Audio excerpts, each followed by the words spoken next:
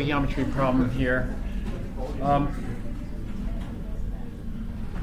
Let's say you have 5.15 grams of sugar, glucose.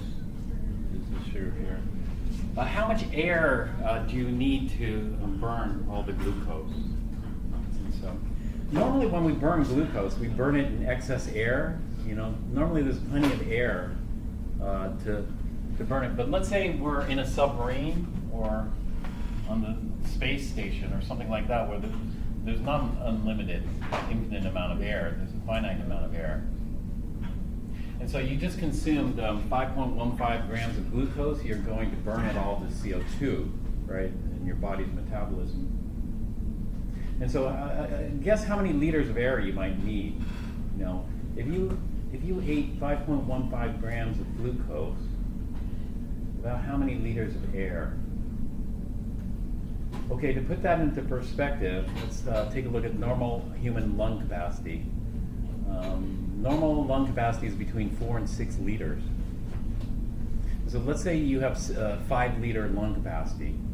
So you inhale 5 liters, are you going to suck all the oxygen out of the air, do you think? No, only a small fraction of it. And so it's going to require a lot of breaths. But in this case, what we're going to do is we're just going to assume we're going to use up all the oxygen in this air. And so this is going to be in some kind of sealed container with a lid on here. And so we have a fixed amount of air here. How much air do you think we're going to need to burn this, assuming that we use up all the oxygen in the air? Just take a guess.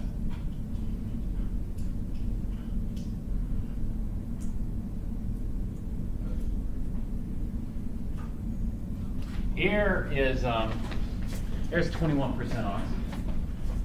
21% or 20.946% oxygen by volume. So for every 100 liters of air, I'm going to get 20.946 liters of O2. So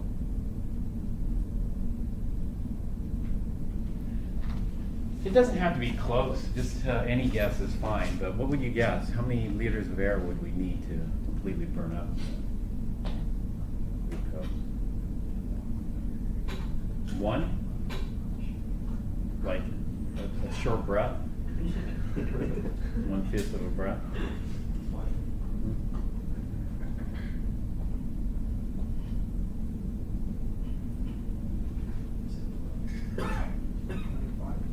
25 liters? 25 liters? Okay, we could try that. 25 liters? Anybody else?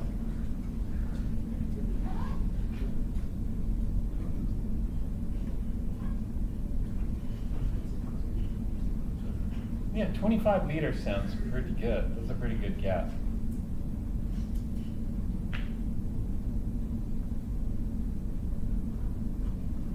Let's, you know what I'm going to do though? I'm going to go with, let's see if we could use less oxygen.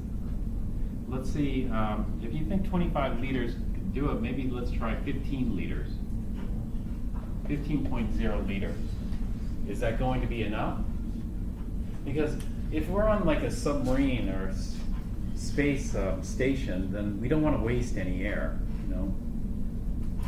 So I don't really, well, let's try to get it done with a minimum amount of air. All right, so this is going to be the reaction. The glucose isn't going to burn with air, it's going to burn with oxygen. And so we don't include air in this equation. C6H12O6, we need oxygen. Glucose is a solid, by the way, it's not a gas. So we've got solid glucose plus oxygen. This is going to yield what? CO2 and water and energy. The energy we can use to do things, but I'm not going to write the energy here, though energy stoichiometry is really important. We're interested in gas stoichiometry right now. CO2 is a gas. We're also interested, if we're on, space station or in a submarine, we're also interested in the CO2 levels too, because if the CO2 concentrations get too high, that can be toxic as well. You know, too much CO2 is not good. It can mess up your blood pH. Yeah, 6 waters. All right, and so which one's going to round out first? Or maybe we just got it right. If we hit it perfect, then it's stoichiometric. You know, we have just the right amount of air, just the right amount of glucose. If we hit it just right. Or we might run out of one before the other. How can we tell? Well, this is an example of a limiting reagent problem. So do you guys recall how to do limiting reagent calculations? Yeah? All right, well, why don't you work on this for a little bit, and then I'll